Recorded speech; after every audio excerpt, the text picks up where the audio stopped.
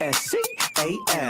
You are now rocking with that dude Pascal. We be going wild, Haitian in the building, so original. Got the haters catching feelings. Get your hands up to the ceiling and keep them held high, cause St. Louis isn't ready. Forget about it, goodbye. Hold on, we just saying hi. Five somebody, rise up. Weekdays, catch us live, somebody. Let's go. Good morning, good afternoon, and good evening, everybody. Welcome to the Pascal Show. Hope you guys are all doing well out there. Hope this day finds you in good spirits. It's Tuesday. For those of y'all who don't remember, it's Tuesday. I'm just here to remind you that. And some people call it Monday Part 2. I call it Tuesday. You know, I keep it simple. Okay? I call it what it likes to be identified as, you know, trying to be respectful as best as I can. But anyway, guys, we got some stuff we got to get into.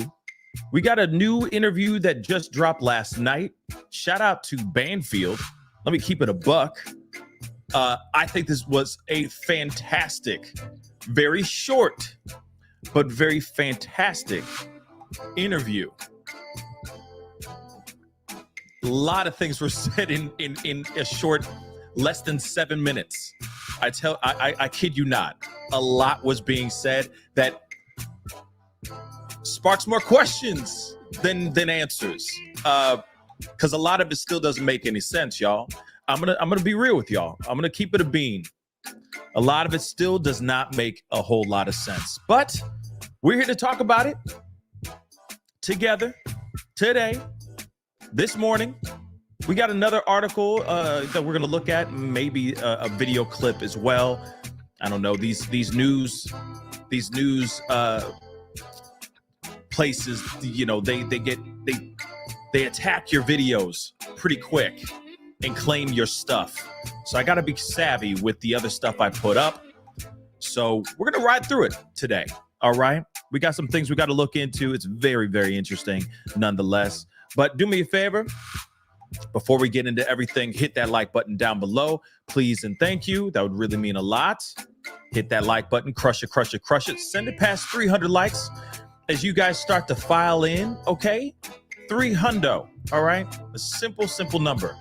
Okay, easily achievable number, 300 likes. Don't forget to hit that reaction button if you're watching on Facebook. If you're watching on Facebook as well, crush that follow button on my Facebook page, please and thank you. All right, and let's not forget to crush that subscribe button on my YouTube channel. If you're watching over here on the YouTube channel, follow me on all my social medias. Check out my merch page. Okay, my store, pascalmerch.com. All right, exclusive, handcrafted by yours truly, hoodies, t-shirts, and then some. All right, custom merchandise. So go check it out. That'd be greatly appreciated. And if you want to support the channel, by all means, send a super chat, or you can hit that join button down below and become a member. It's very, very simple, but it helps keep these lights on. All right. Anyway, let's get into this. Okay, guys, we got a little bit to look at, and can't be here all day. Okay. So let me just say this. As you already know, we've been talking about this 3 Chiefs fans found froze in the backyard of this guy's home. There's been a lot of details that have been out here, but there's been a lot of details that have not been put out here that has sparked a lot of questions. Okay. You got to remember, you have 3 men went to go watch a Kansas City Chiefs game at another friend's house. They went, they hung out in the mid-afternoon. The game was over early evening, I'm sure on a Sunday, because it's a school night for a lot of us. Okay, a lot of us 9-to-5ers, right?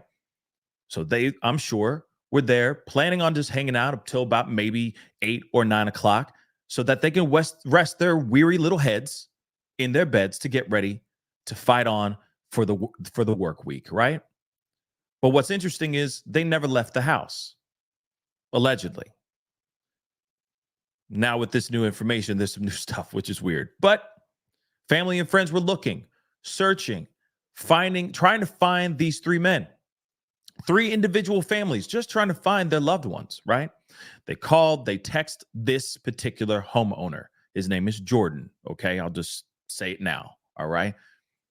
They called, they text, they were basically doing everything they could to get in contact with Jordan for 2 whole days. And this man did not pick up a phone, did not respond to a text message, even though he was reading those text messages. And you know for a fact, he was receiving those voicemails that were being left on his phone. They were going over to his house, pounding on his door. 2 different individuals went there until finally, well, actually, one individual went there. And then finally, the second person shows up, knocking on the door, decides to break in the house. And thank God she did, because when she was able to break in through the basement window, go through the house, she was able to find one of the 3 men gone, froze to his demise on the back patio of this man's house. When police showed up, he's showing up in boxers, a tank, like a tank top, whatever, some undershirt and an empty wine glass saying, "Oh yeah, they froze to death." Now, no disrespect to anyone out here that believes that there may not be foul play here, but everything that we're seeing so far, all the things that we've known thus far, screams foul play, screams that something was amiss. Whether we like to believe it or not, something is just not right with this case. So, again, like I just gave you the very broad strokes of what we know. And honestly, that's a lot of what we know right now. He says that he went to sleep. That's what's the thing. Well, we know until this interview that we're going to be watching in just a minute that he let his friends go do their thing, while he went to go to sleep. Woke up the next day, assumed that they were gone. That's it, right? But those guys never left. So we got to take a look at this interview. And the funny thing is that because I feel like it, because I'm just a son of a gun, we are going to be looking at two interviews. The one that we watched the other day, which we're not going to watch right now, we're going to watch it right after this interview that I'm about to play here in just a second. Okay. Here's the interview that came out last night. Same lawyer, just different interviewer. Okay. I'm going to play this one for you guys. And then we're going to watch the interview that he had with Cuomo again. Reason why I say this is because there's inconsistencies even with this lawyer's interviews, at least to me. All right. And no disrespect to Mr. Lawyer Man, okay? Mr. Esquire, no disrespect, but something doesn't make sense. And I get it that he's representing his client. He's speaking on behalf of his client, and he's only giving us the information that he knows so far. But still, 2 different interviews within the last, I don't even know, in the last like 48 hours. And there are inconsistencies in the interviews. Don't worry, we're going to play it. I wanted to let you guys know what we're walking into. And somebody just said, Nicole B said, "Whose lawyer?" That is the renter, the homeowner's lawyer. This is Jordan's lawyer, okay? We've seen him in a past interview with Cuomo. He's back at it again with Banfield. And I'm going to say this. This is not the best idea, I think, for Mr. Lawyer here. I don't think he should be doing any more interviews anytime soon. That's just my personal opinion. I don't think he needs to be all up in the videos out here answering questions, because it's just muddying up the water even more. Don't worry. It'll all make sense in just 2 seconds. Let's take a listen to this interview. I got to hop in and out of this. Okay, guys, of course, because of fair use and all that crap, but take a listen. He says a couple things in here that are just like, what? That have not been confirmed or talked about outside of the investigation. Okay. So there's some serious bombshells throughout this thing. But these are bombshells that you're going, how does this make sense? Muddying up the water. Okay. Do me a favor, hit the number 1 to let me know you guys can hear this when I play it. All right. Let's rock and roll. Most. Your client, Jordan Willis, is he free and clear tonight, or is he still facing some kind of potential criminal exposure? There was never any criminal charges. There is no case. The police have stated that this is not a homicide investigation and they do not suspect foul play. So he could do an interview. You'd be fine with him doing a TV interview because you now feel confident he has no concerns ahead of him. He could do an interview if he chose to. As I advised him, as I advise all my clients, that he shouldn't say anything at this time until the investigation has been concluded. Let me just say this. Jordan should never do an interview. They will eat him up. They will devour this mother lover. He shouldn't do an interview at all. I mean, of course, we would love to see it. I would love to see it, just to see him sweat bullets, just to see how he reacts and all that. But let's be real. I don't think this is a good idea for him to come out here and do any kind of interviews anytime soon. But hey, if he can get an interview with Ashley Banfield, if he can get an interview with Cuomo, any person from News Nation, shout out to News Nation, then yeah, damn right. Let him speak. But I feel, as his lawyer is saying, I agree. It would be a very, very bad move, in my personal opinion. I'm so curious about what could have possibly happened, as are so many people watching right now, as I'm sure you are, and potentially even. Do you know from speaking to your client, were there drugs involved with the party, the football watching party that night? Great question. There are some things I'm not going to be allowed to comment on based on confidentiality reasons. There were, in addition to the 3 gentlemen that are deceased, in addition to Jordan, there was one other individual that was present in the home. And I'm not going to comment on anything about the activities that were going on there, other than the fact that they were there and they were socializing after the Chiefs game. Great question number 1. Numero uno. Let me just say this. Isn't it funny how they're like, were there any party favors involved in at this watch party? And he says, I cannot disclose any of that information. I can't, and it's like, I can't confirm nor deny what just went down. Okay.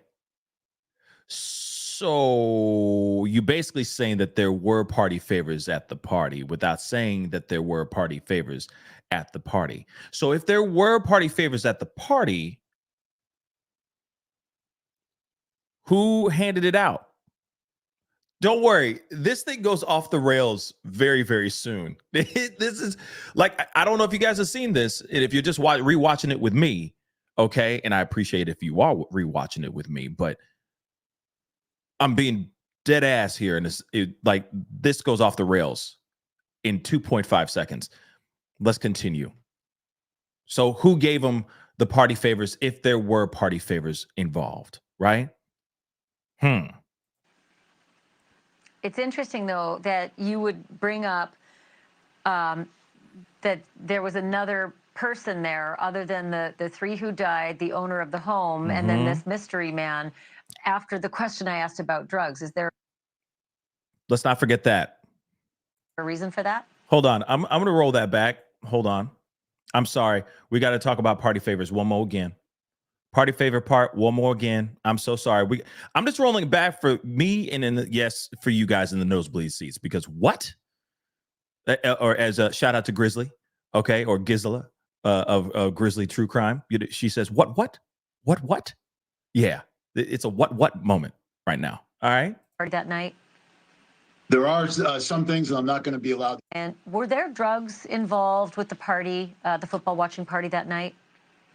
There are some things that I'm not going to be allowed to comment on based on confidentiality reasons. There were, in addition to the 3 gentlemen that are deceased, in addition to Jordan, there was one other individual that was present in the home. And I'm not going to comment on anything about the activities that were going on there, other than the fact that they were there and they were socializing after the Chiefs game.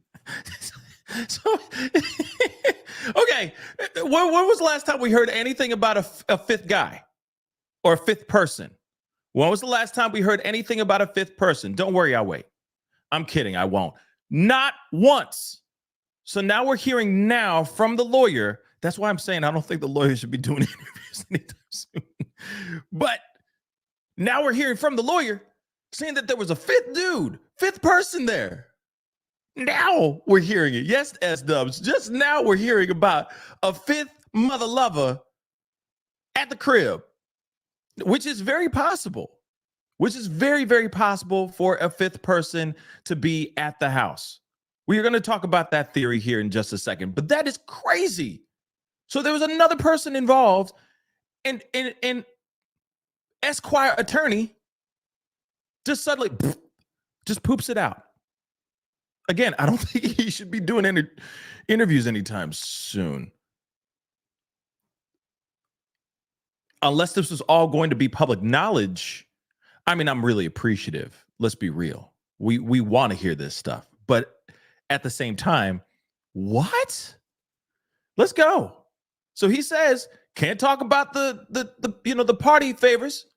Can't confirm or deny that those things were involved. But there was a fifth person involved in the situation. And he, you know what I mean? It was, huh? So what? Where did that person come from? And I know that's a theory that a lot of people were wondering. Was there more people at the house? Did somebody come in and leave early? Whatever, so on and so forth. We're going to talk about all that here in just a second, okay? You know, obviously we're going to be putting on our tinfoil speculation hats and all that crap here in a little bit. Let's just hear the rest. Or let's continue. It's interesting, though, that you would bring up that there was another person there other than the three who died, the owner of the home, and then this mystery man after the question I asked about drugs. Is there a reason for that? Yeah. No. Why? Just in fact, I learned a little bit more about this other individual today. And I also, it's my understanding that he spoke with police as well, and that he supported what Jordan told law enforcement and what we believe actually was going on at the time.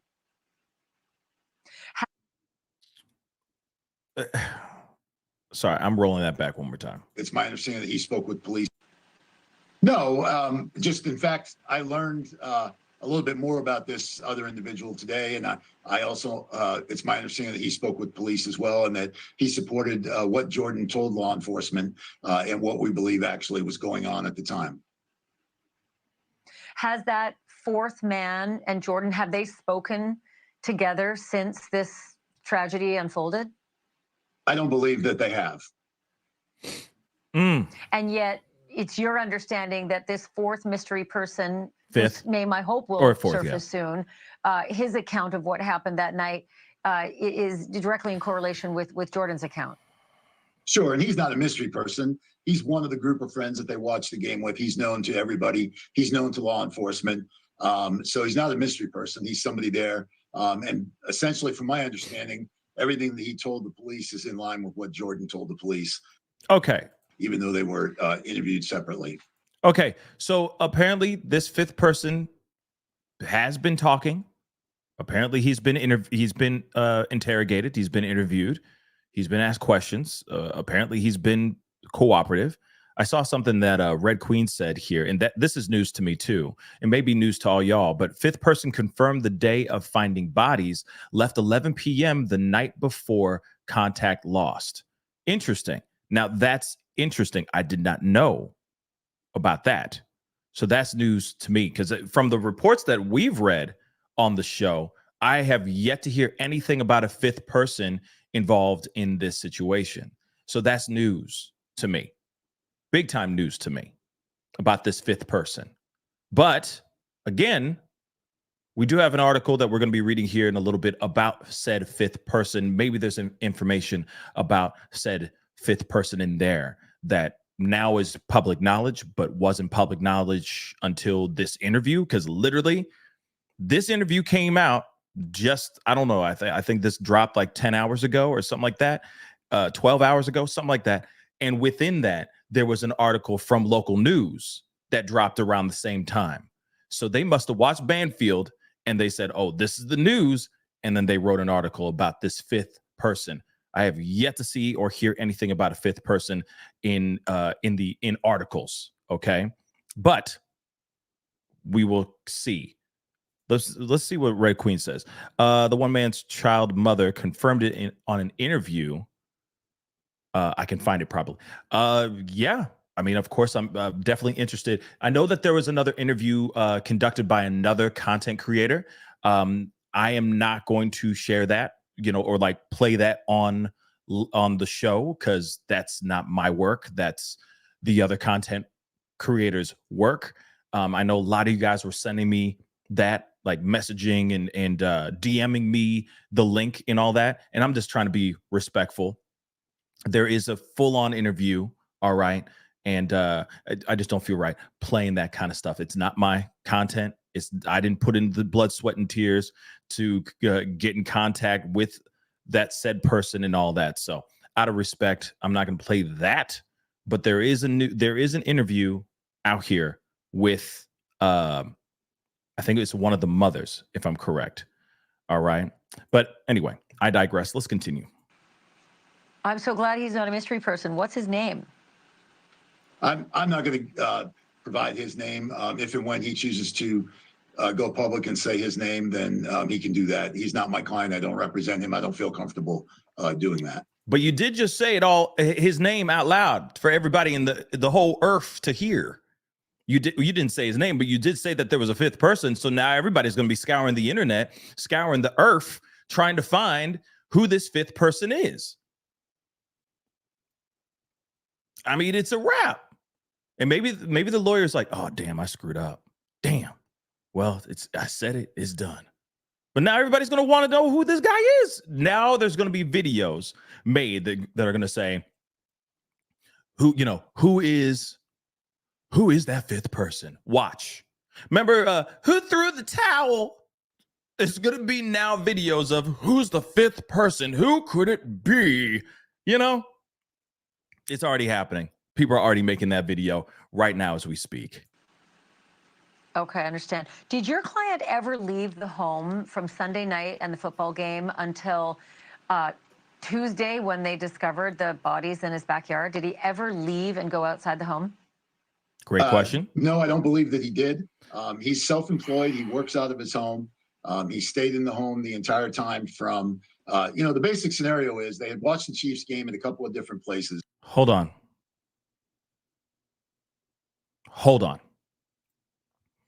This is where it goes off the rails very, very fast. So we're going to be going through this bit by bit. All right. If you rock with me, press the number 1, because we need to break this down. So I'm going to roll this back a little bit. But if you rock with me, please hit the number 1. Again, you guys are already picking up what he's already put down. And you tell me, does this make any freaking sense? Let me go back a little bit. Like I said, we're going to go through this with a fine-tooth comb. This is where we take the time. Okay?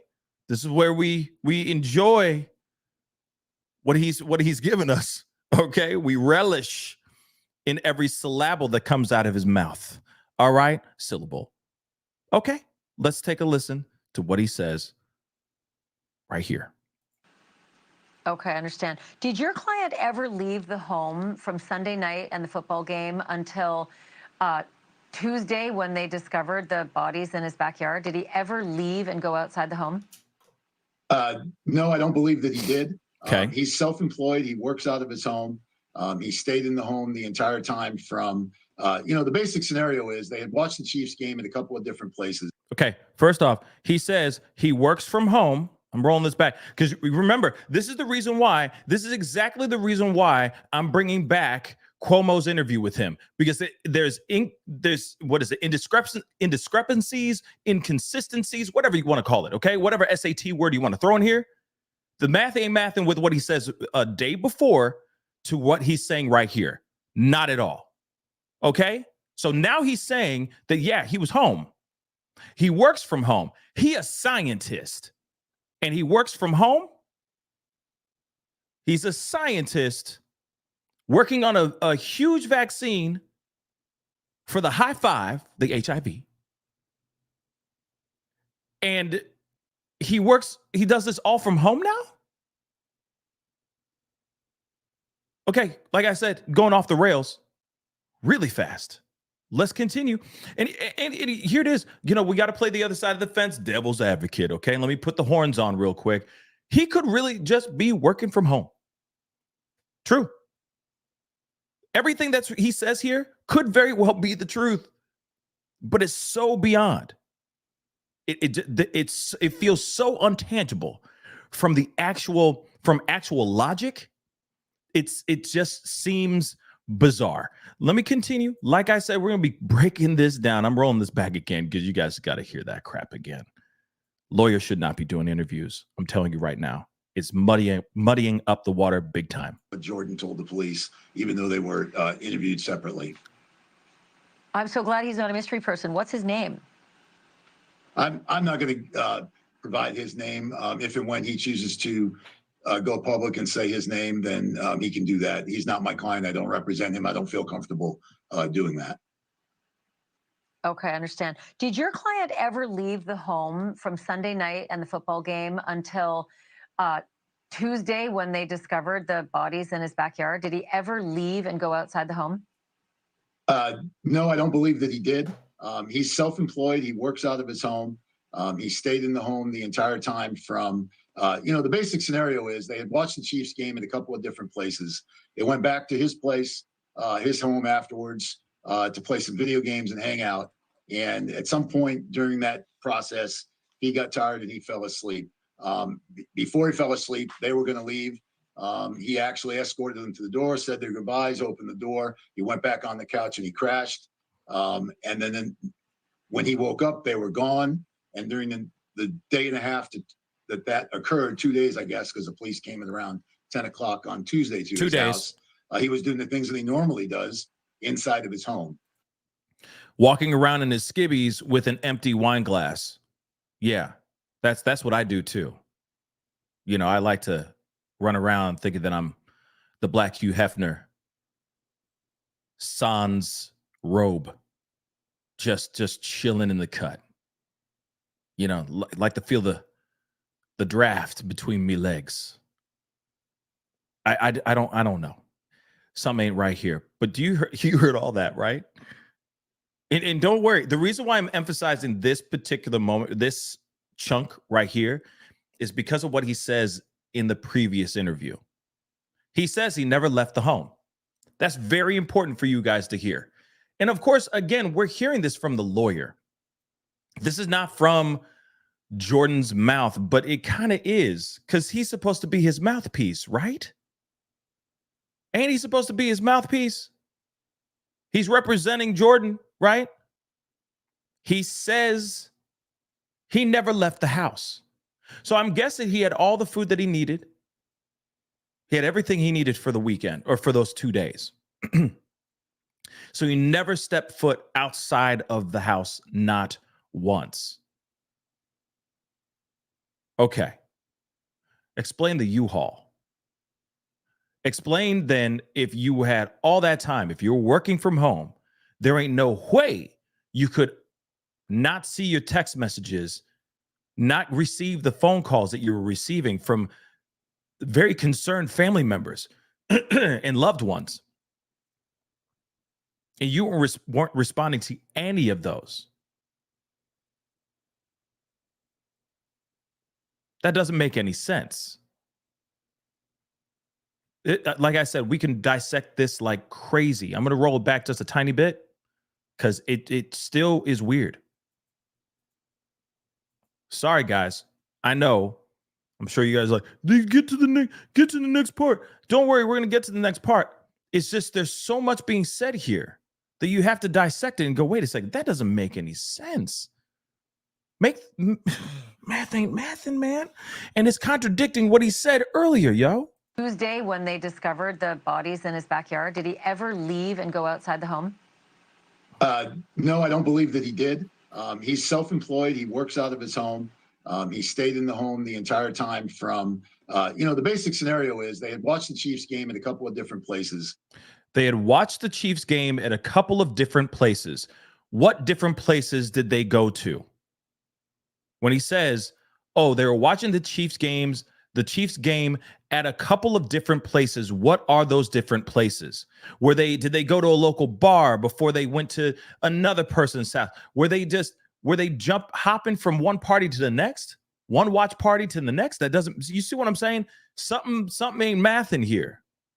I can see how they're like, hey, we're go to the local bar, grab a beer, maybe some wings, watch the game. And then maybe you get a text message from Jordan saying, hey, yeah, I'm over here. Y'all want to chill? You can come through. And they're like, yeah, let's go to Jordan's. So they go over to Jordan's. Sure, that's possible. But this is the last place that we're seen alive, to walk into alive. So just because they hopped around a couple places, okay, they bar hopped maybe, doesn't mean a damn thing. It could mean some other things, though. Now, if this is a laced party favor type of situation, there's a good possibility that they got the hookup. That stuff was laced from whatever bar or restaurant that they went to. Maybe we can play that note for a second. It could be laced-ish. Really, it really could be. Still is odd. Okay, so they may have gotten it from somewhere else. They may have gotten it from the fifth person that showed up to the house. That mystery fifth person that we now know exists. Right? That person could have come by to run an errand and leave. But again, still what this homeowner, this renter is saying is still not making any sense. Let me continue on. They went back to his place, his home afterwards, to play some video games and hang out. And okay, at some point during that process, he got tired and he fell asleep. Before he fell asleep, they were going to leave. He actually escorted them to the door, said their goodbyes, opened the door. He went back on the couch and he crashed. And then when he woke up, they were gone. And during the day and a half that occurred, 2 days, I guess, because the police came in around 10 o'clock on Tuesday to his house, he was doing the things that he normally does inside of his home. And that he was sleeping, he was eating, and he was working. Can I back up? So you're telling me that he saw them alive as he escorted them out the front door.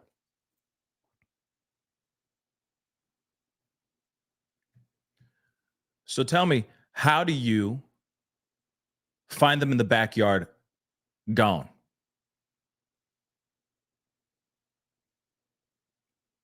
See you later, guys. Way too many beers tonight. I am tired. I got to wake up tomorrow. It's a Sunday night. It's a school night. Got to work early in the morning. I got a huge project that's due, whatever it may be. Hey, it's been great seeing y'all. Deuces. Yo, hey, dap it up. Hey, see, good, great time with you brothers. I'll see you guys soon. We let's do this on the next game type thing. Bye. He crashes on the couch. Crashes on the couch. All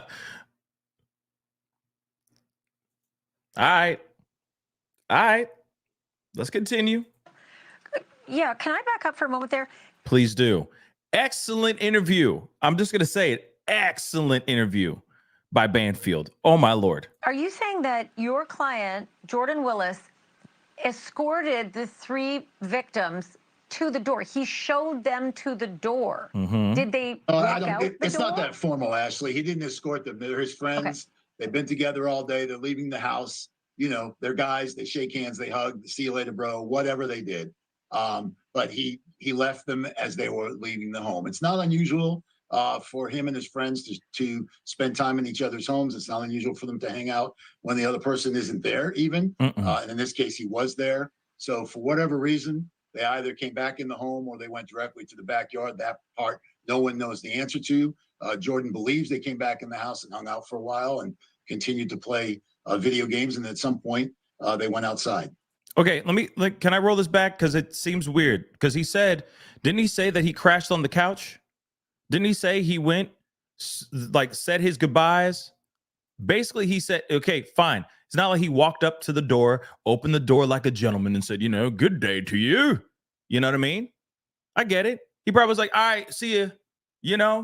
Probably still has a controller in his hand, still playing Call of Duty, chilling in the cut. Hey, yeah, great times, man. Yeah, I'll see you guys soon. Yeah, next weekend. Let's do that. Let's try to plan for something.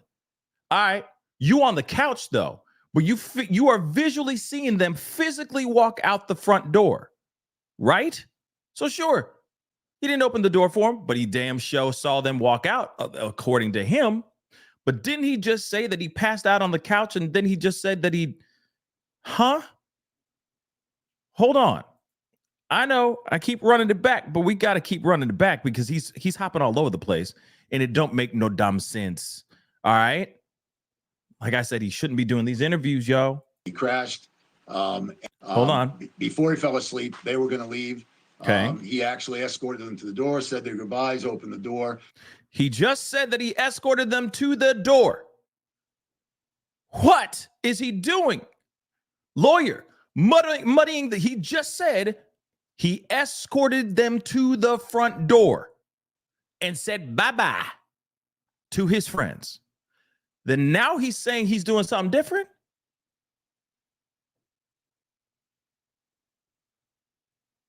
You heard that, right? I'm not crazy.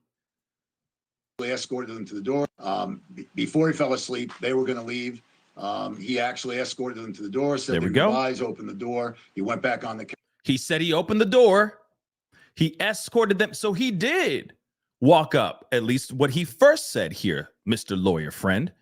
He says he escorted them to the door. He opened the door. You a lawyer. It's all about semantics. It's all about words and how you say things. So he just said he escorted it to the door. He opened the door and saw them go bye-bye. As soon as she has pushback and questions, he changes the story again. What's going on here? That's weird. Couch and he crashed. He went on the couch and he crashed. He went on the couch and he crashed. I'm breaking it down like crazy because I'm just making sure it is really in y'all heads. This lawyer is not saying the right things, I don't think. And then when he woke up, they were gone. Okay. And during the day and a half that occurred, 2 days, I guess, because the police came at around 10 o'clock on Tuesday to his house. He was doing the things that he normally does inside of his home. And that he was sleeping, he was eating, and he was working. Can I back up? Eating, working, doing his thing, receiving text messages, phone calls from concerned family members and friends that he wasn't responding to, but he was so deep in eating, working, and living his life inside his private domicile, not ever stepping outside to see the outside ever. Very weird. Yeah, can I back up for a moment there? Are you saying that your client, Jordan Willis, escorted the three victims Here we go. to the door? He showed them to the door. Uh-huh. Did they walk out the It's door? not that formal, Ashley. He didn't escort them. They're his friends. Okay. Wait. See what I'm saying? Now he's taking it all back. What he just said just a second ago, now he's taking it all back. No. He wasn't escorting him. It wasn't as formal. But you just said escorted, opened the door, and said goodbye to them. Now you're retracting. Okay. Muddying up the mother-loving waters. Let's continue. They've been together all day. They're leaving the house. They're guys. They shake hands. They hug. See you later, bro. Whatever they did. Have mercy. But he left them as they were leaving the home. It's not unusual for him and his friends to spend time in each other's homes. It's not unusual for them to hang out when the other person isn't there even. And in this case, he was there. So for whatever reason, they either came back in the home or they went directly to the backyard. That part, no one knows the answer to. Jordan believes they came back in the house and hung out for a while and continued to play video games. And at some point, they went outside. Okay. Let's talk about it. So he says, at first, escorted them to the door, opened the door, said goodbye. Ashley, shout out to Ashley Banfield. Damn. Thank God she caught this stuff. Okay. This is why she does her thing. All right. That's why she a pro. But she said, wait a second. So you're telling me that he actually escorted them out the door? He goes and says, no. He didn't really escort them. It was not that formal. You know, it's like he just saw them. They were hanging out with each other for a while, and then he just left they left and all that stuff. He even said after he said he escorted, opened the door, and let them walk out the door, that he went and he crashed on the couch. Now, there's a possibility. Let's keep it real. There's a possibility that there are several couches in the house. Let's just play that scenario. Shoot, I got couches. Okay, this ain't the only couch I got. You feel me? All right. Got plenty of couches in the house. All right. So sure, there's a possibility that he escorted them out the door or, said, hey, see you later. Was playing his Call of Duty or whatever he was doing. Hopefully it was Mortal Kombat. But anyway, and passed out on the couch. Now that couch could be in the basement, could be on the first floor, second floor. God only knows. But at the same time, though, he says that they either came back in the house or found their way into the backyard to do whatever they were doing, because they're so close and they're so friendly. They're family like that. So they can go and do their thing in the backyard or in the house. If they wanted to walk in and make a sandwich, they can go in and walk in and make a sandwich because they that close, they that tight. They are family. Okay, that's fine if that's the case.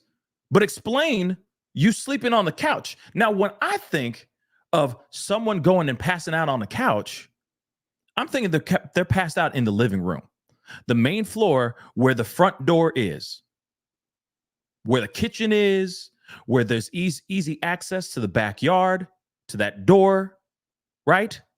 I'm thinking that your video game console is attached, especially if you're a bachelor, and he clearly is a bachelor. That thing is attached to the TV in his living room. Not like, oh, I got a game room downstairs. And he could possibly have that too. I don't know. But at the same time, when you say you passed out on the couch, I'm not thinking you went all the way down to the basement to go pass out on the couch. You passed out in the living room. So you're telling me you didn't hear anybody walking back into the house? You didn't hear dudes talking, getting loud and rowdy in the backyard? If you were on the couch passed out? Again, it doesn't make sense. And this dude out here is making a mess of the situation now by retracting and all that. He said, oh, yeah, there was a fifth person. And he's like, no, can't say anything about that fifth person. Can't say anything about it if there was party favors. Oh, no, he escorted them out the door, chucked up the deuces and saluted his boys. Then now it's like, no, there was no escorting. He did not open the door. Yes, I do remember. You're right, Kiki. Basement is unfinished. Yes, we did look at the actual layout of the house, which, by the way, very nice house. Very nice house. Okay, but still, excuse me, guys. Still, this does not make sense. He should not be doing any interviews. I'm sorry. This is not making the situation any better. In the backyard. But to be clear, those three men left the house. Jordan saw them leave the house. Mm-hmm. He said goodbye to them. He laid down and he crashed, and they let one out the front door. Yes. Okay. I mean, I'm sure that he was trying to say, he's now saying he let one out the front door.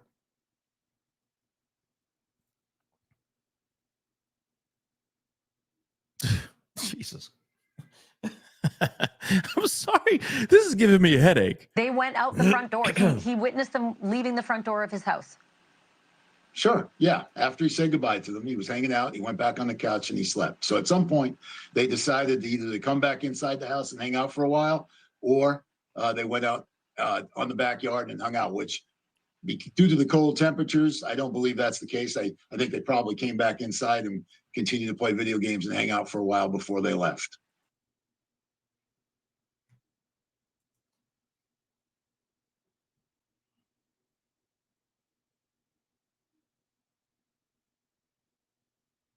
You heard that, right?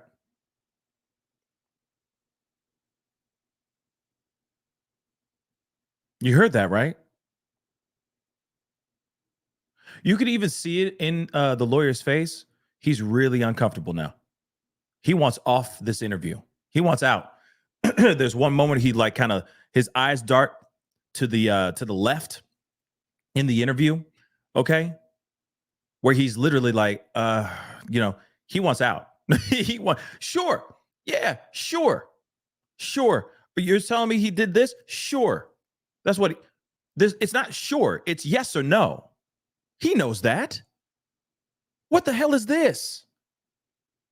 What the hell is this? Hold on. I know. We're going to roll it back. Not the whole thing, just this last chunk. Because this is such trash, man. Because he says that they probably came back to play video games. If they were playing video games, they'd be sitting on top of this man's ass. Didn't he pass out on the couch? My assumption is that's the exact same spot where the video console is, where the Xbox or that PlayStation is. So you're telling me that they may have come back to chill, to play Call of Duty, sitting on top of him, and he didn't know that they were there?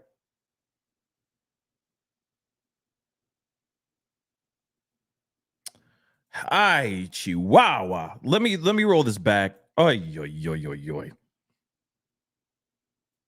You just look at the lawyer. You could tell he getting moist. He's perspiring. He's like, oh man, he's all over the place. This is not good. Don't worry, we're gonna play the other interview too, because like I said, there's inconsistencies. The front door. Yes. They went out the front door. He witnessed them leaving the front door of his house. Falling apart. Sure. Yeah. After he said goodbye to them, he was hanging out. He went back on the couch and he slept. So at some. Let me roll that back one more time, just so we can hear her question. Because it's just, you can even see in his face, he's like, I want off this boat. I want off this ride. I want off this ride.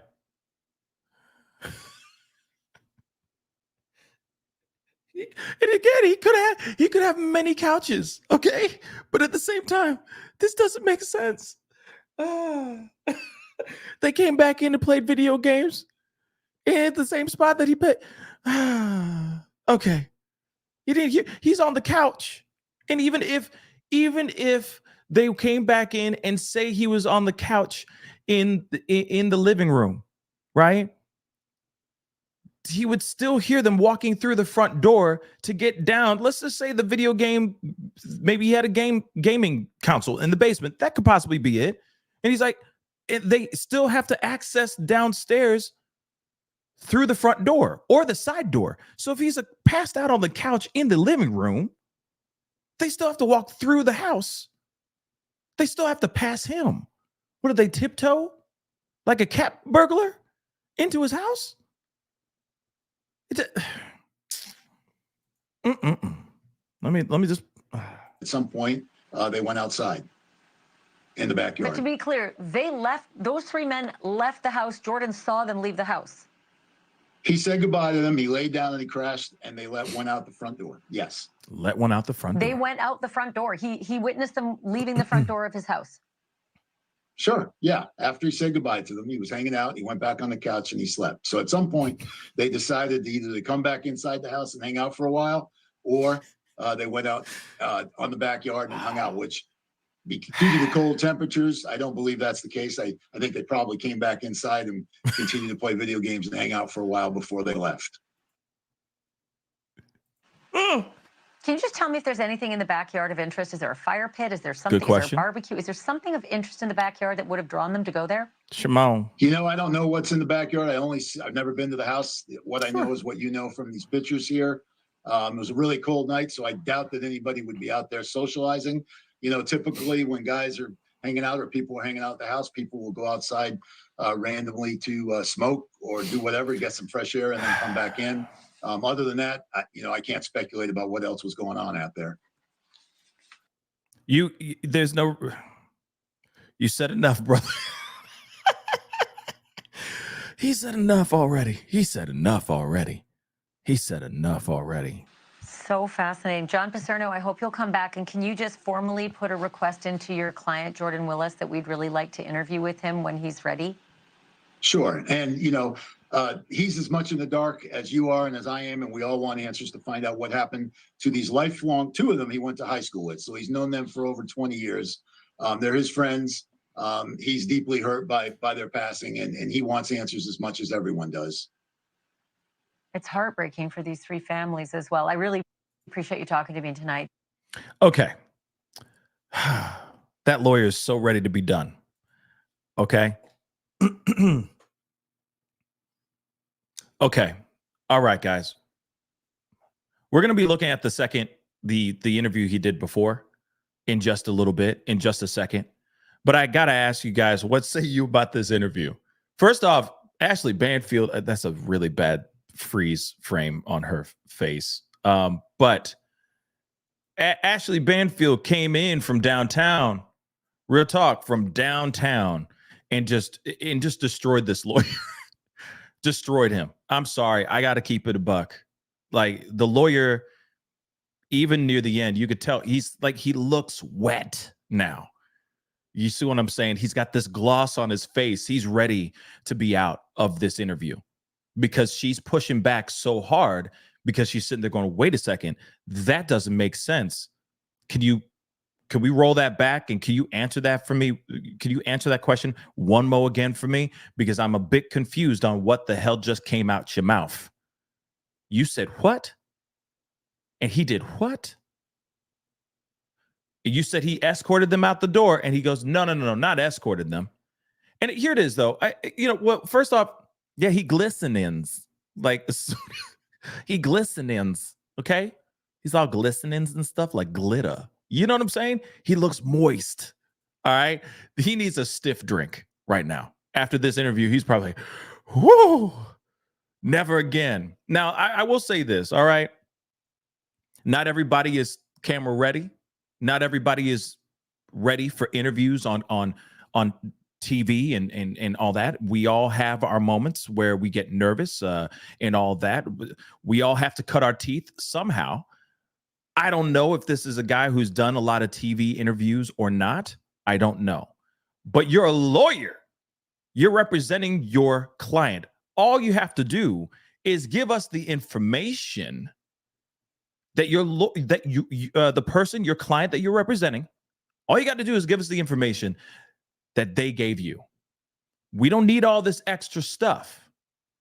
But when he's telling us what happened, it's as he's supposed to be answering these questions as if he is representing his client. And again, I am not a lawyer. Surprise. I'm not a lawyer. I just play one on TV. But I at least know that when it comes to stuff like this, you don't put out this kind of information unless you know the story solid.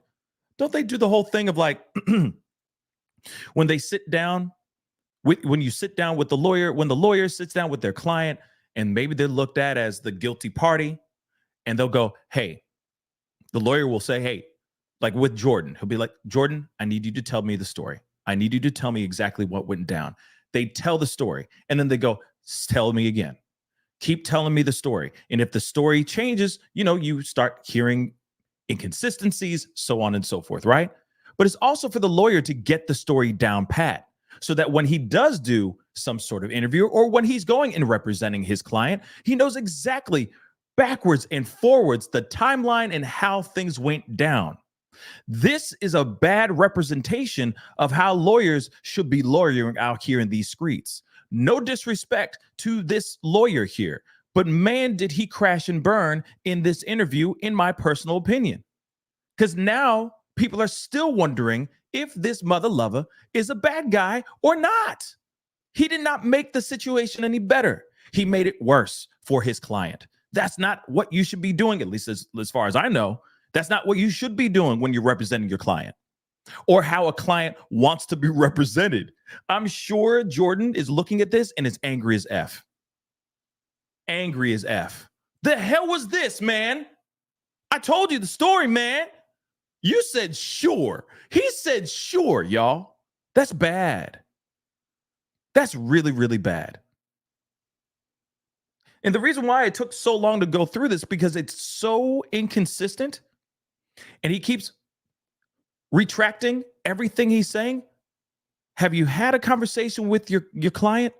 Do you know exactly the story verbatim from your client's mouth? Not from yours, not from your own speculations and your own theories, from your actual client itself. See, this is when I need the lawyer, you know what I'm saying? This is when I want to holler at like Emily Baker, you know what I'm saying? Like, because I am not a pro, but last I checked, shoot, Andrea Burkhart, shout out to Andrea, okay? Man, this is when I call him up and be like, would you do this? Is this how you lawyer? Is this how you represent a client? Because in my personal opinion, this is not. I want a full refund. If I was Jordan, I'd be like, yo, I want my retainer. I want everything, because you just mucked everything up, in my personal opinion. So let's go back to all this stuff. He said, one, there's a fifth person there. Now, if that is news, if that is not news, I'm sorry, then that's news to me. This is the first time I heard it in this interview. And it slipped out of his own mouth. Oh, yeah, there was a fifth person involved. They were hanging out. They were doing all this different stuff, blah, blah, blah. Can't confirm or deny that there was party favors involved or not, which basically means that there was party favors involved. Okay. I mean, that's what I err on the side of. It could literally mean that there wasn't anything involved. But why wouldn't he just say, no, there were no party favors involved? Like, that just clears the air even more up for his own client. And maybe not at the same time. Then that might lean more on the side of he may have had his hand in the demise of these individuals. So maybe that's why he didn't answer that question. But still, or answer that question on whether or not. But at the same time, I lean on the side of, okay, they were kicking it. He also says that they were hopping from they were at a bunch of bars, and then they ended up going to his house. So that still leans on the side of, okay, they were still drinking. They're still kicking it. They were still doing their thing. Maybe party favors were involved. Okay. That's possible. That's very possible. But then,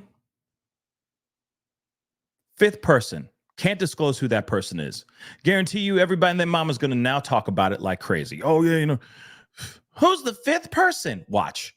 Wait for it. It's coming. And no disrespect. I'm just saying, this is just, I feel it in my bones.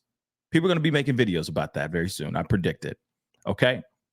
But then after that, we talked about the D's. Okay. All right. The party favors. But then he says, he escorted them out. He said, bye-bye. He saw them leave. That's incredibly crucial. That's incredibly crucial piece of information right there. He knew that they left. He physically saw them leave, according to Jordan's words. But the problem is that this lawyer is mucking it all up, saying, oh, no. He didn't really escort them out the door. Yet he did say 15 seconds beforehand that he did escort them out the door, physically opened the door and said goodbye. Then he says, no, it was more casual than that. It was less formal. All right, sure. But you're still seeing them physically leave the house. And then he went and passed out on the couch. So if he was passed out on the couch in the living room, because there could be a couch in the basement, there could be a couch on the second floor as well. No matter what, if he passed out on the couch in the living room, he would have heard them in the backyard messing around, being loud and being guys, chuckling, laughing, and being weird, right? Being themselves, boys being boys, right?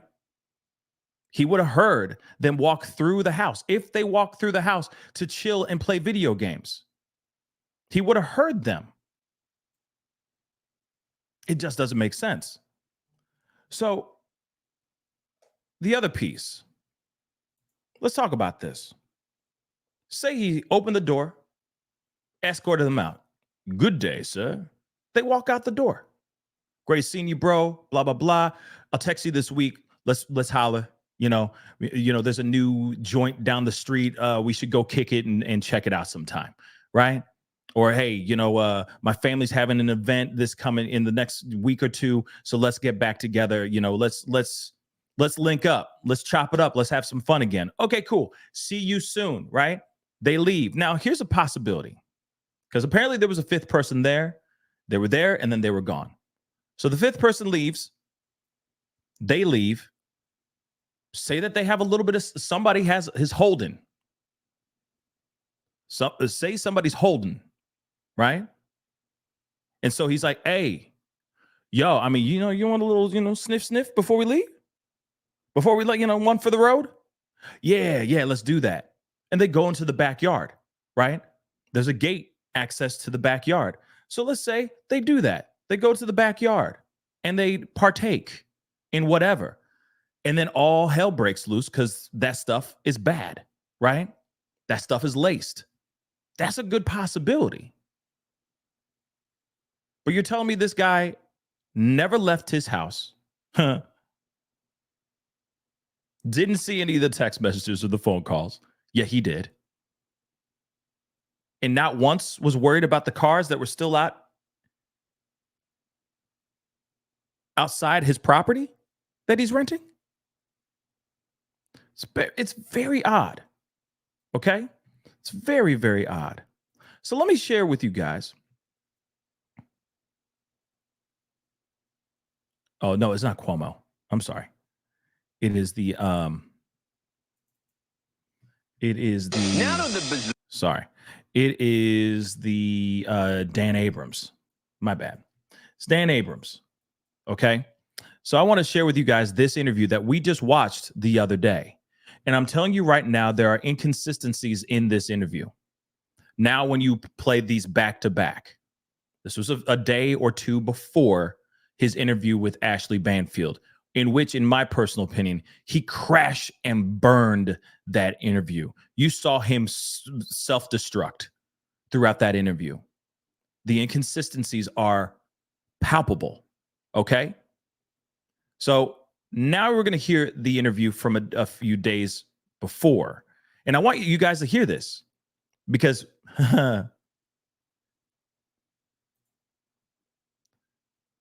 how he responds don't make no damn sense. So let me roll this a little bit so we can get straight into the meat of it. Joining us now is John Paserno, the attorney for the homeowner. Thanks a lot for coming on the program.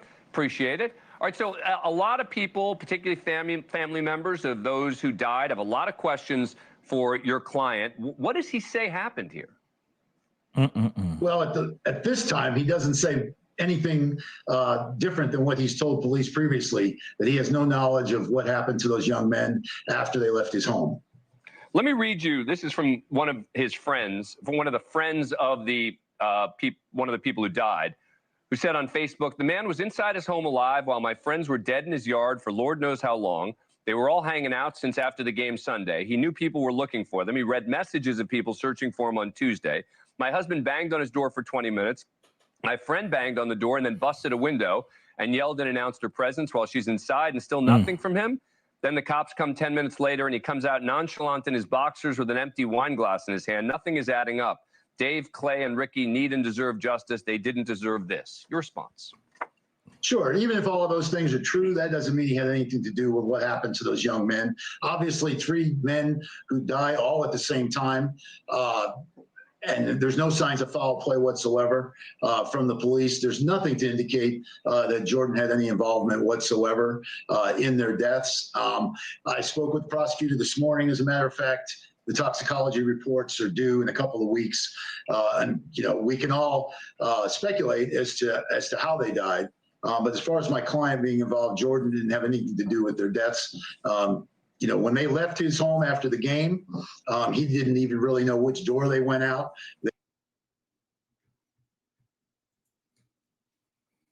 Inconsistency number 1. You heard it, right?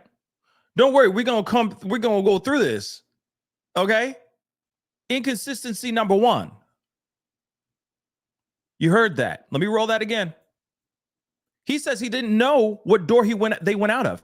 But didn't he just say in Ashley Banfield's interview? He said bye-bye to them. He escorted them. Well, he said he didn't escort them. It wasn't as formal, but he still saw them leave. So what the hell's this? Inconsistencies. I'm sorry for yelling. Please forgive me. This stuff just frustrates me, okay? Because I want justice for these families too, or at least clarity. Because if it's not at the hand of him, because there's still a possibility that this man's innocent. There is still a possibility of that. But there's still no transparency at all whatsoever on what happened here. And again, this lawyer mucking up the water, y'all. Damn. Let me play that again. But he says he didn't even know what door they went out of. Why is he talking? Let me just... But as far as my client being involved, Jordan didn't have anything to do with their deaths. When they left his home after the game, he didn't even really know which door they went out. They were in the backyard. He doesn't use that particular door. Hold on. Man, this is just so... Game. He didn't even really know which door they went out. They were in the backyard. He doesn't use that particular door. He goes out in the front. I'm not playing the Banfield piece again. Just go back. If you got to roll it back, go back to the Banfield conversation and then look at this again. All right. So now he's saying, oh, yeah, they probably went out through the back.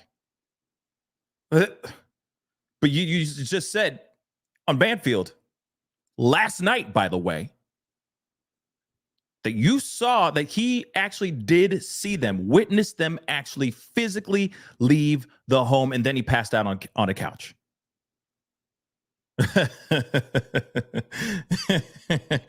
Oh my God. Game, their deaths. When they left his home after the game, he didn't even really know which door they went out. They were in the backyard. He doesn't use that particular door. He goes out in the front. And so... How do you know that they went out the back door then? Remember, this is a conversation that he's already supposedly had, that he's supposed to already have with his client, getting the timeline completely down pat. So he knows when he goes on to an interview or when he goes into a possible trial to represent his client, he should know this stuff. This should be a cakewalk. This conversation should be like, this is all I have. This is the information we got. Now he's sitting here saying that he didn't even see them, or this one, okay, 2 days prior, he says he didn't even see them walk out the door. And they probably went out the back door. Flash forward 2 days later, completely different interview, and it's still even murky. It's even murkier than before. Out in the front. And so he had no knowledge that they were out there until, Tuesday when he was told that they were out there. And what of the claims from the families that they were trying to contact him and he wouldn't respond and they were going to the house, et cetera? Sure. I don't know about whether or not they went to the house or tried to contact him, but he was home sporadically. I know another allegation I've seen floating out there is that he would have had to put the dogs out, that the dogs would have went in the backyard, and that's untrue as well. The dogs stay at his dad's house, which his dad lives in a different location, and that's where the dogs were. He had no reason to go in the backyard. As you can see there, we've had recent snowstorms and that kind of thing. So he had absolutely no knowledge that they were out there. They were his friends. They were at his house socializing. If he had found them out there or if they were in danger, he would have called the police and tried to help them. He's a highly educated guy. He's a good guy. He has a full-time job. In no way would he try to harm his buddies.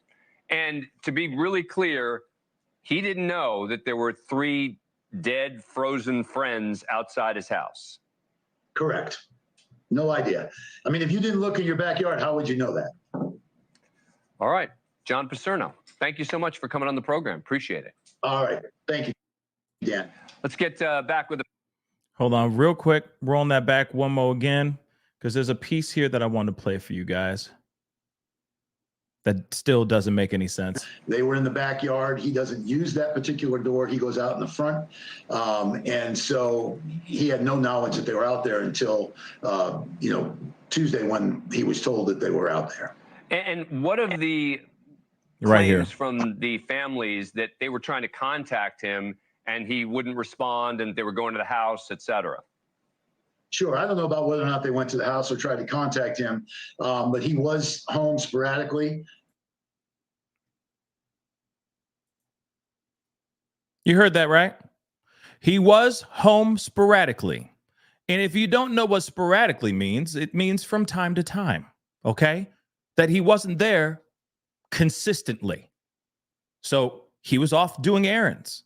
He was in and out of the house sporadically. We flash forward 2 days later, he never left the home. He works from home. He never left the house.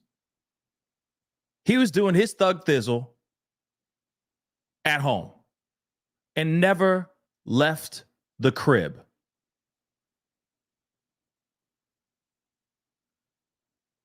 This is not speculation. This is just the facts that have been given to us. Again, whose lawyer is this? I'm sorry, but what's up with this? Again, no.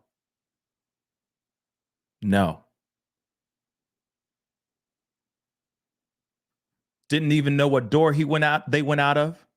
They probably went out the back door. Going over to Ashley's interview. Oh no. He escorted them out the door. He informally saw them leave the home and then he passed out on the couch. And then now, when family, friends, etc., trying to get in touch with him, one, he says, well, I don't know if they were really there. I don't know if they actually showed up to the house, but Jordan was in and out of that house for those 2 days. In this interview with Dan Abrams, flash forward a day or two later, Ashley Banfield. He says something completely different. He was home the entire time. He never left his house. He was home. So which one is the truth? See, again, like I said before, when we talk about the story and you see optically it looks really bad, it's very, very bad. It's a very bad look right now, thus far. But what makes it even worse is when you have legal representation going on to huge platforms and coming out with information that is still not consistent to the stories that are being said out here in these streets. He did not once clarify anything, mind you, because now we have these two interviews that we're resting on, and they only add more confusion to the actual situation. This is ridiculous. This is, I mean, obviously I'm a armchair lawyer. Okay. I'm a backseat driver when it comes to lawyering, but this is not how you lawyer. This is definitely not how you represent your client, because this is not making the situation any better. It's making it seem like the homeboy lawyers in on this ish too.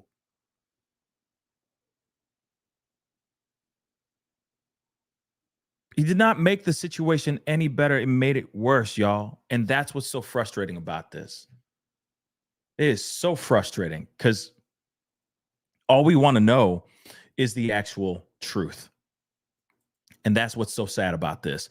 I got a bunch of super chats I got to get to. I got an article for you guys as well. We got to look at. And again, it's very disappointing what we just watched. Those two interviews back to back are extremely disappointing.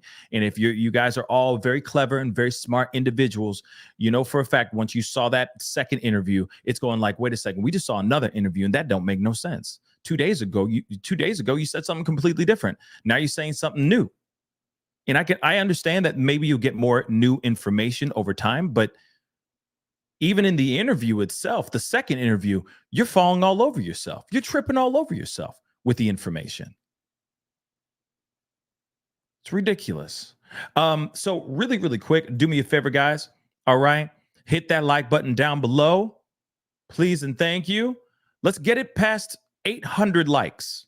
Okay, a like don't cost a thing, but it really helps with this channel. Please and thank you. Don't forget to hit that subscribe button. If you're watching on YouTube, hit that follow button. If you're watching on Facebook, please and thank you as well. That would be greatly, greatly appreciated. Let me get through some of these super chats because there's a gang of them, and I appreciate your support. Thank you so much. We got an article that we're going to be looking at, and there's information that apparently they are saying that Homeboy did move out. He did move out from what they're saying now, which again, optically is the worst thing you can do in a situation like this. Savannah, thank you so much for the 2. Good morning. Praise go out to you and your family. Thank you so much. I appreciate that. Thank you, Savannah. Again, thank you, Savannah. Again, for the 5. This interview is giving me second embarrassment and awkwardness. Yeah, it's bad. That was a bad interview. Joanne, thank you so much for the 5. Yeah, that fentanyl. Yeah, and again, that could very well be the possibility, but I'm wondering if that is the case, who's the one who sold it to them, right? Was it Jordan's? Was it not? Those are the questions that I think a lot of us are going to be asking, right? But toxicology report still needs to come out, right? Mimi, thank you so much for the 2. Hi, Pascal. Make poll. He's a liar. Yeah, I will. Maybe I'll put up a poll. Yeah, maybe. Mimi, thank you so much for the $1, the $1.50, and the $2 Swiss franc, or the 2 Swiss francs. Thank you so much. Mimi, again, thank you so much for the 5 Swiss francs. Hey, Pascal and Fanburgers, love support. Pascal, thank you so much. Again, thank you so much, Mimi. Please and thank you for all who hit the damn like button. Yes, thank you. And Mimi, again, thank you so much. Wow, there's so much support. Thank you so much. Again, for all of them. Mimi coming in just from downtown. I appreciate the support. LA, thank you so much for the 5. Doors and couches, him guilty. But see, that's the thing. He may not be guilty. He may literally be a complete innocent dude in this situation. We still have to keep that on the table. But with the optics and the information that we've been getting, and the lawyer that just keeps on mucking everything up, yeah, everything's going down the alley of him guilty like crazy. And I'm sure in Jordan's world, this is probably really crappy for him if he is innocent. Again, he is innocent until proven guilty in a court of law. Remember that. He has not been charged with anything at all. Nothing at all. So he's still innocent until cops actually say, we are looking for him. We are charging him for X, Y, and Z. But the fact that he has packed up his stuff and gone out the door, that is bad. Okay. That is bad. Yes, he may only be guilty of failing to act. Yes, that is very, very true, Nicole B. That could very well be all that what it is.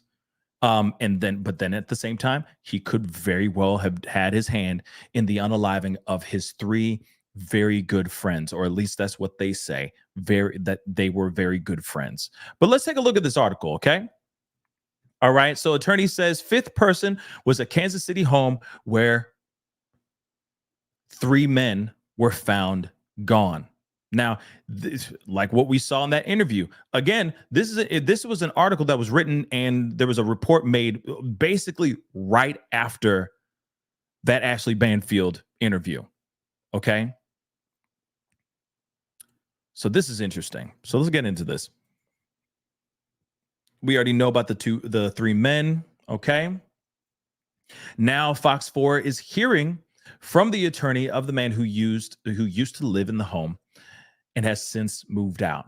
A family member of one of the victims isn't buying the story they're hearing either. And of course, there's a lot of people that are not buying it either. It happened at the rent. Okay, we already know about that. Police identified 3 men, which we already know about: Ricky, Clayton, and David. Okay, may they rest in peace. And I hope they find, and if there's justice that needs to be served, I hope they get it, right? Fox 4 had reported earlier there was a U-Haul seen outside of Jordan Willis's home. And now his attorney confirms with Fox 4 that he has in fact moved, and that there was a 5th person at the house with Willis and the 3 victims, and that his client went to sleep while those 4 men were still up hanging out in the house. So he confirmed with Fox 4 not only that Willis really did move out the crib, but also that there was a 5th person hanging out at the house with the other 3 men before they passed away.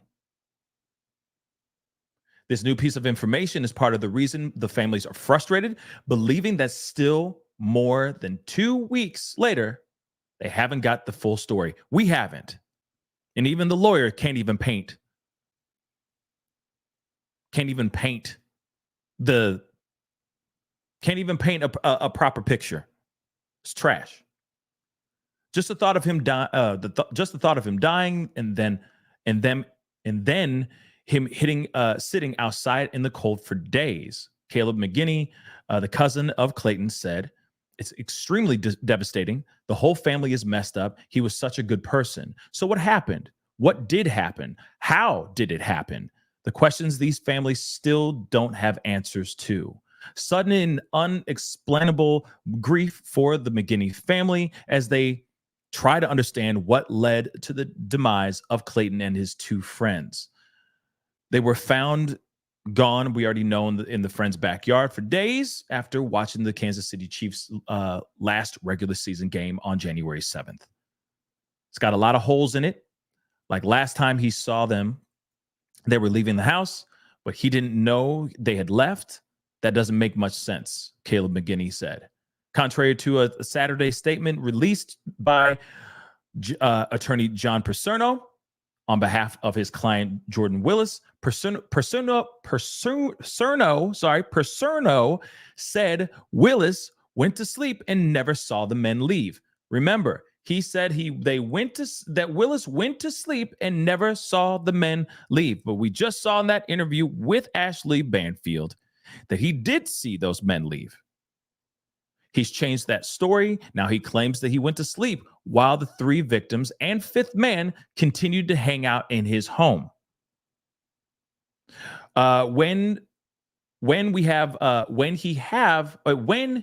he would have people over his house, yes, sometimes as people, they get tired. They're people that are very close to you, and you feel comfortable going to bed, allowing them to leave when they want to leave. Now, that is a possibility. Okay. That is a good possibility that, hey, he was like, hey, these guys are family. I know that they won't steal. I know they won't do anything crazy. I know they won't break things. They'll be respectful in my home, and I'm tired. Or I had too many beers, but I can trust them. I know for a fact they ain't going to be out here doing some crazy stuff, so I'm going to go sleep. All right, guys, see you later. But that's not what he said in the Ashley Banfield interview. He said he saw them leave, and then he passed out on the couch. Okay, so this doesn't make sense. Paserno said Willis never left his home once. So he never left his home once he got back home Sunday. That's why he didn't notice the victims' cars were still there. That does not make any sense. You did not once at all look out your front door, out your front windows. You did not once look out the windows at all. Now, I'm always looking out windows. That's just me, though. And I get there's people that like the darkness, right? Some people love to just live in pitch black, right? Lights are always on 24/7 type stuff because they don't like having sunlight in, which is very strange to me. But at the same time, you didn't, yeah. Same thing. Exactly, Nicole B. You didn't get the mail?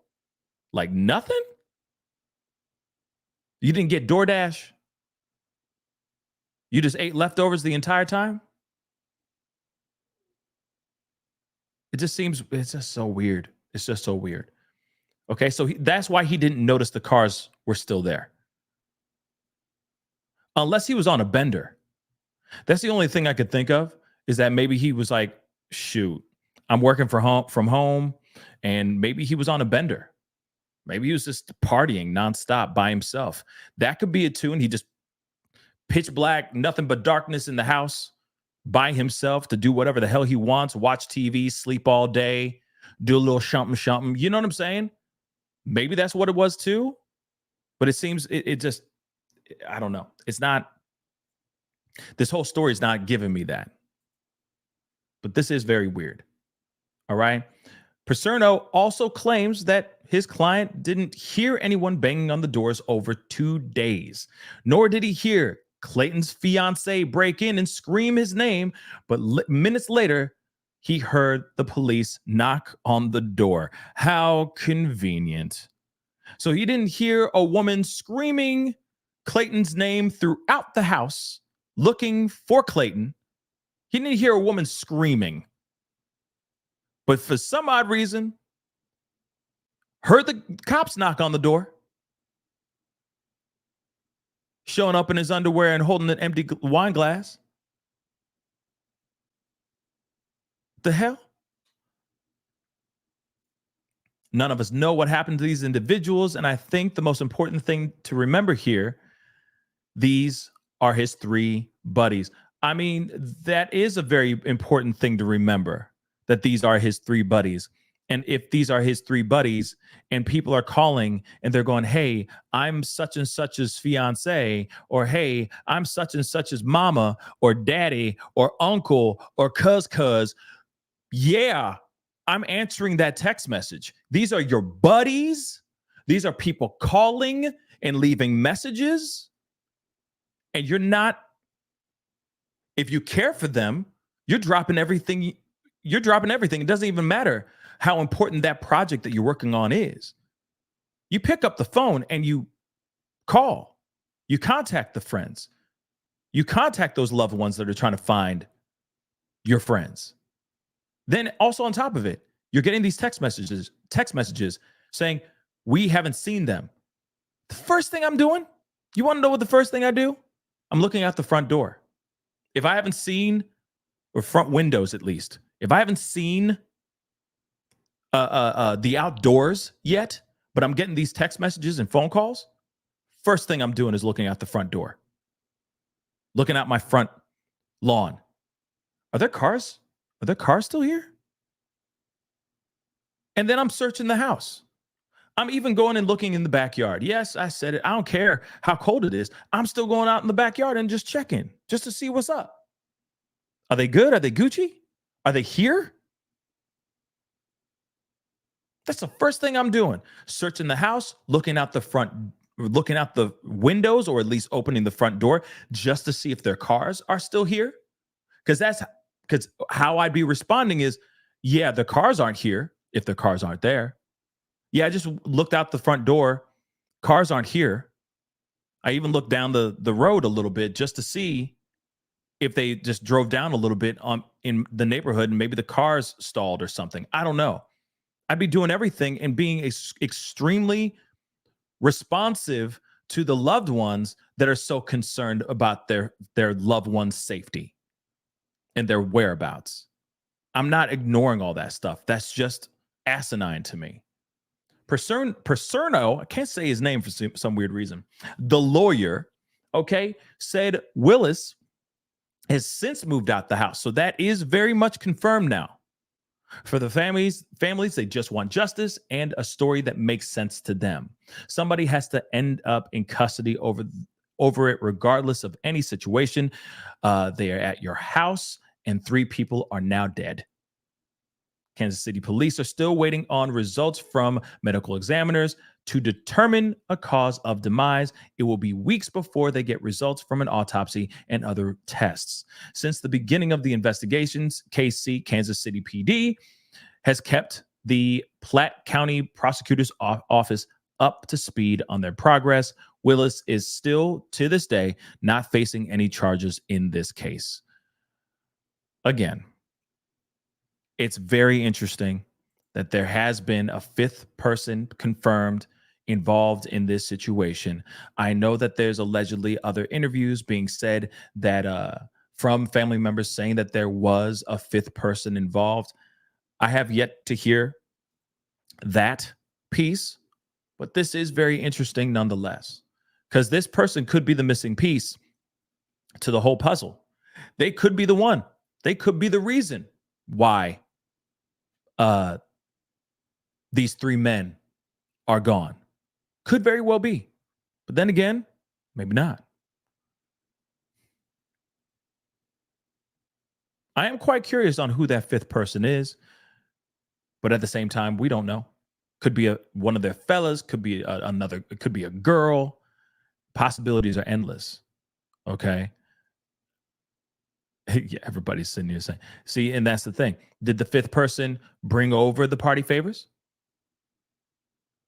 You know, you're jumping from, as he said, they didn't stay at his house. It sounds like that was the last place they went to kind of end the night. So they went to watch the game somewhere else, maybe at another bar. Maybe they ran into another friend, right? And then they said, hey, let's go over here and, hang out a little bit more. I got a little something. That could be it. Yeah, we could do this over my crib. So then they go over to the crib, and then things go awry, maybe. I don't know. But then the other thing is I can see like the other possibility of if there was tainted party favors, right? If they were laced, the possibility of him scared to admit the demise of his friends, that could be another reason of why he did not contact anybody, maybe out of shock and fear that he was going to catch charges for whatever happened. You see what I'm saying? That's another possibility as well. It's not, I mean, there's no confirmation of that, but it is a possibility nonetheless, right? That maybe these guys took some stuff and they had obviously a devastating reaction to something that was laced. He knows that they were gone. He saw them gone, but just didn't know how to conduct himself because he was scared. That could very well be the possibility here too. Still doesn't justify anything. He should have been transparent. He should have told everybody what was going on. He should have called 911 first and foremost. But at the same time, I could see that being a possibility. But the stuff that we just saw with the lawyer out here talking, it's not helping the situation at all. At all. Mimi, thank you so much for the 2. Love the button. I don't know what the new I don't know what that is. I'm sorry, but I'm glad you love that button. Whatever that button is, I'm glad you love it. Thank you so much. Get me to go. Thank you so much for the 2. What if the owner is making him move out? Now, the thing is when it comes to that, we did talk about that possibility.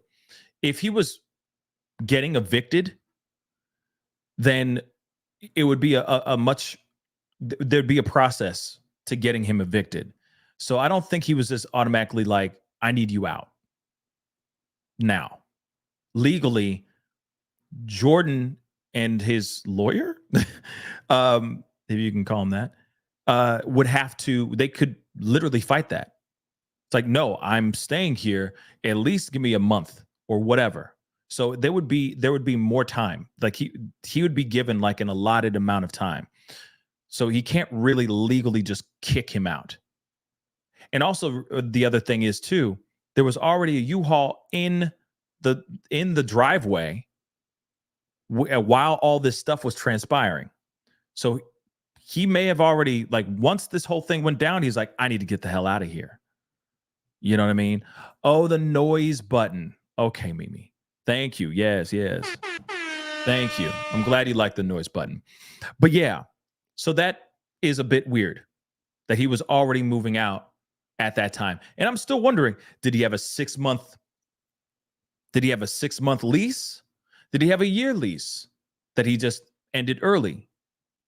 I don't know. But it is odd that he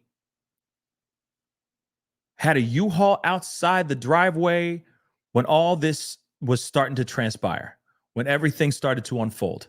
That's a bit odd. Okay? Very, very odd. But what say you guys? I'm not going to do a poll tonight or today. What am I saying? I'm not going to do a poll today, but I'd love to hear your thoughts on this. You know, we've been talking about this for a while. We've been talking about this for a while. I'm going to open up the phone lines just for a brief moment, okay? But I want to hear your thoughts on this, okay? Give me a call. Phone number's in the chat. By all means, give me a ring. Couple things. Be respectful. Keep it short and sweet. If you're an ass, I'll hang up on you. That's basically it. All right. But I know it's tonight over there. And P. Cooper said it's tonight over here in the UK. Well, I appreciate you watching. Whatever time it is that you're watching this show right here, it does mean a lot. But I think with him packing up and everything, I think he's trying to run. I think he's trying to kick rocks. Okay. That's what I think. Optically, it's a bad look. I've said this a million times before, but it's real. If you're going to be out here, okay, if you're going to be out here and being looked at as a possible monster, the last thing you should be doing is packing up your stuff and moving to an unknown place. That's not good. That's very dumb. It's basically tell me you're guilty without telling me you're guilty.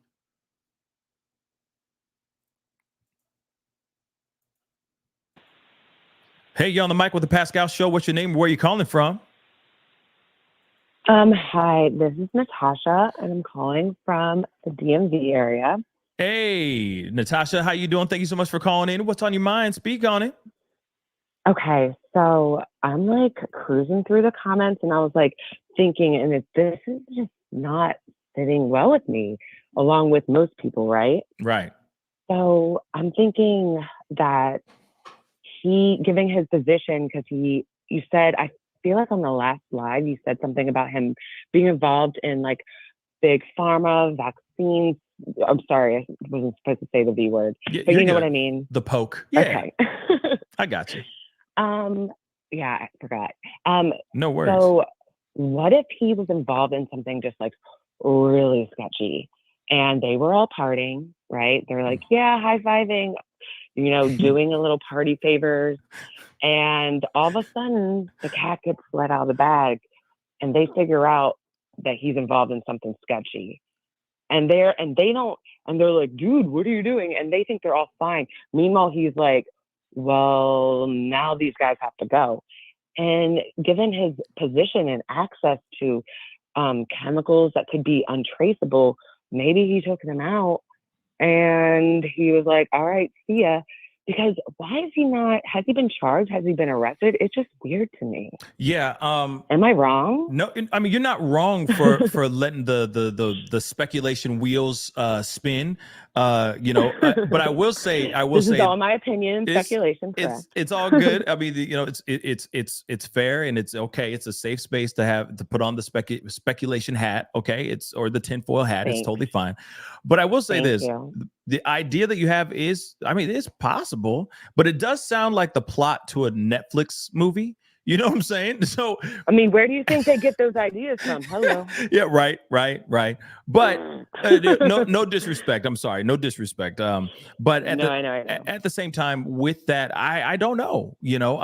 There is the question, that I think I said a while back in one of the other shows, that I mean, maybe he released a gas secret. out of. Well, I was thinking like a gas out of the it throughout the house that got people sick. I don't Ooh. know. Like I said, the ideas are running like crazy because of the lack of clarity and transparency that we've gotten so far. Like even with the lawyer, Possibilities are endless. right? The possibilities are endless. So that's why it's getting us, having our minds run like crazy right now. So- where it's like, oh, it could be this way, it could be that way. What are you gonna say, Natasha?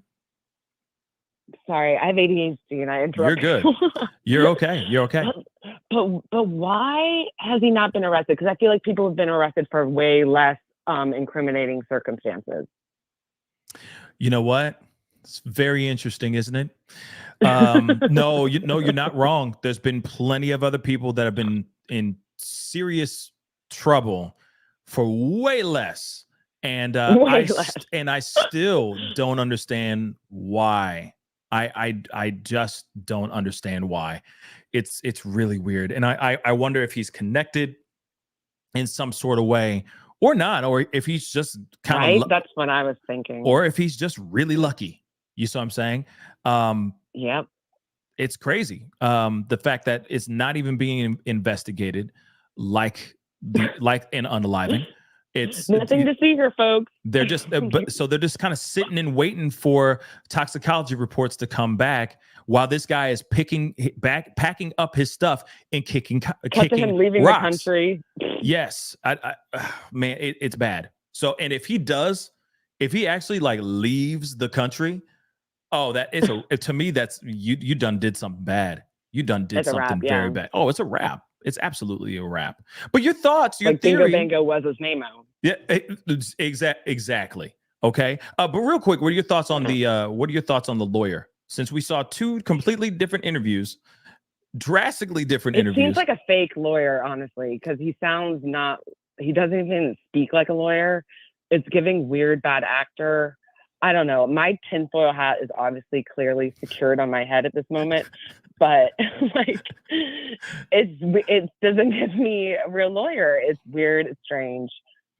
He's obviously not doing a great job of defending or removing any kind of suspicion. So he can't even keep the lies together. You would think he would be good at that, given his position. I don't know. Yeah. Well, Natasha, thank you so much for calling in. I really do appreciate it. All right. Appreciate it too. Thanks. Bye. Bye-bye. I think one thing that I feel is that it is totally okay for us to have the speculation tinfoil hats on tight. Like it doesn't matter how hard the wind blows, that thing is still tightly wrapped around your head because right now we don't have anything. And as long as it doesn't turn into a thing where we're, terrorizing other people, making their lives a living hell, that kind of thing, until we actually have more proof, I think it's okay to ask questions in your head and go, well, maybe it was this, maybe it was that. Why would they do this? Why wouldn't they do that? Because right now, all the questions that I have are all in that realm. And yeah, I mean, there's a possibility that they knew something that could be it too, but I don't know. I don't know. But the fact that he's packed up his stuff and he's running out the door, it's pretty wild. It's pretty wild, just in my personal opinion. And I think that it's kind of crappy because they don't have anything on him, and it's not like they could sit there and say, don't leave town, because he's going to leave town if he wants to. Okay, he's going to leave town if he wants to, and we'll find out. I mean, I don't know where he moved to. That's one thing I'd love to know. That's one thing I'd love to find out. Did he move town, right? Did he leave town? Did he just move down the street? Did he go find another house to rent or not? Did he go back home to his hometown? You see what I'm saying? And I know the one excuse that this guy may be using is that he doesn't want to be living in a house that's a constant reminder of the passing of his 3 friends. And that's a fair reason to want to leave that house. But if I was innocent, I would just sit there and stay through it. I would stick through it and fight through this until I'd wait 2, 3, 4 more months till the toxicology report is out and all that, showing very transparently what actually happened to my 3 best friends. And hopefully that exonerates me. But I would not be packing up my stuff and kicking rocks. I just would not. Okay. I just definitely would not be doing that. Okay. Well, I guess only one person wanted to put in their 2 cents, and that's totally fine. That is totally, totally fine. So Speak On It segment is over. All right. But I do appreciate the phone call. It really does mean a lot. Okay. I do have I do have a new member. Live Warriors or Live Warriors. Okay. Thank you so much for becoming a member. Welcome to the family. I really do appreciate the support. And just like Live, all right, hit that join button down below. Become a member of the family. All right. That would be dope as hell and greatly appreciated. Okay. Yeah. And of course, I'd love to see more reports. You see what I'm saying? Like how things were conducted in the investigation when the bodies were first found.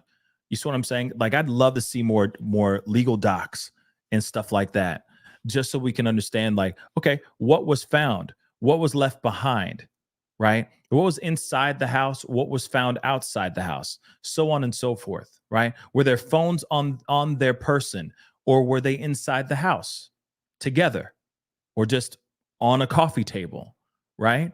Those are the things I'd like to know.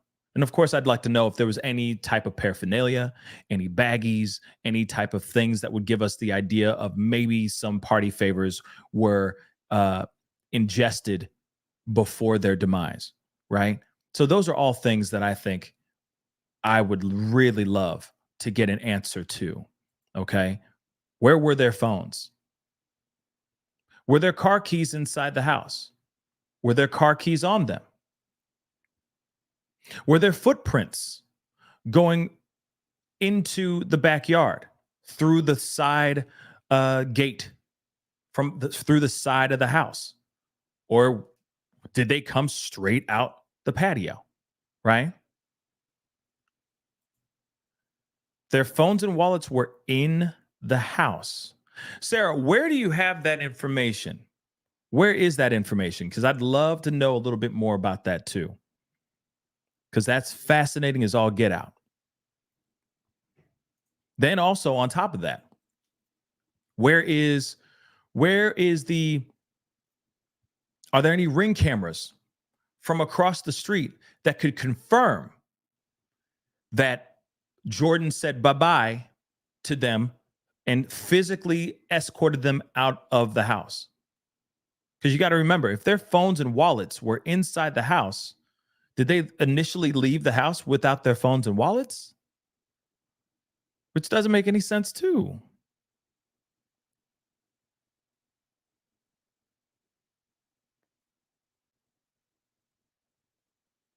Again, math ain't mathing, y'all. Because if there was Ring cam footage, that could confirm a lot of stuff. Maybe there would be the 5th person seen walking in and walking out of that house at a specific time, so on and so forth. That's the information that I wish we knew, because something is not right here.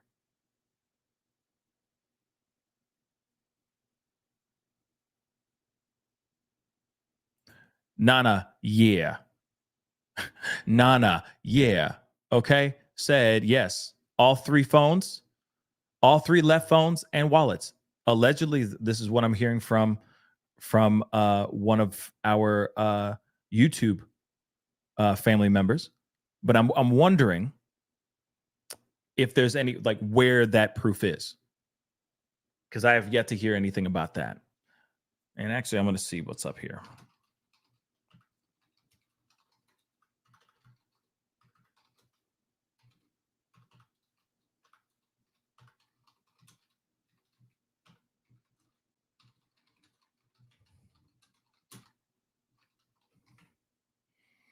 Let me see here.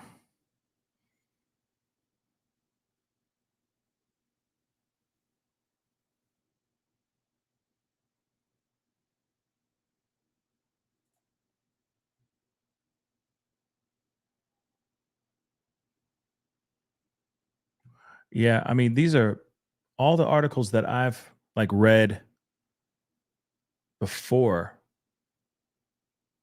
A lot of them are popping up, but yeah, that's one I'd like to know. And if that's something that does pop out, um,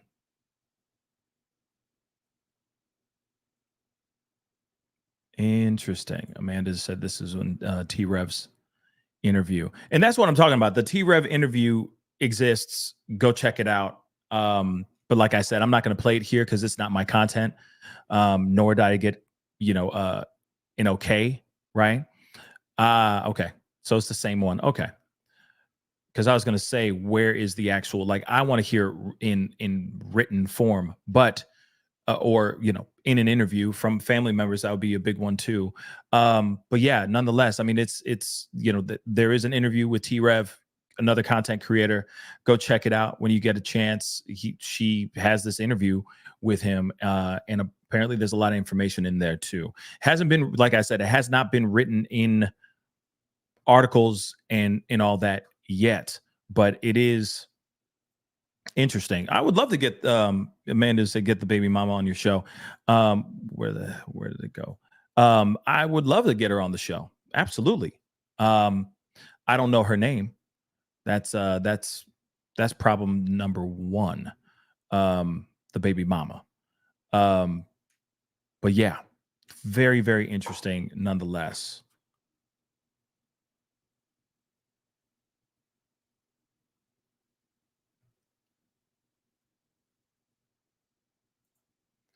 What are the odds all three ceased at the same time? Otherwise, two would try to help the first guy. Our instinct is to survive. Instinct to survive is strong. Breaking windows, going through a neighbor, banging on doors, etc. Reeks of foul play. Exactly. Like I said, it just doesn't make any sense that all of a sudden it was just, oh, okay. Thank you, Sarah, and thank you, PJ. I appreciate that. I'll look into it. I'll definitely look into it and see if I can get a conversation. I haven't done an interview in a while with anybody in a while, so maybe I'll reach out and see.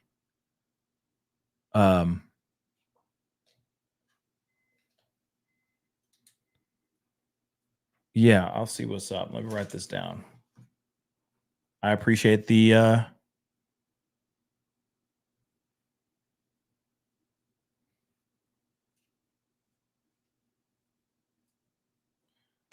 I appreciate the hook up.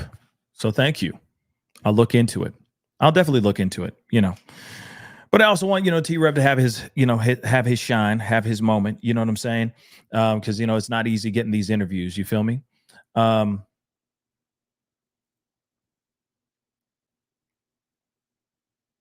Dang. Today is the funeral. Oh, that's terrible. That's terrible. That's terrible to hear. Again, like, I hope these guys rest in peace, and I'm,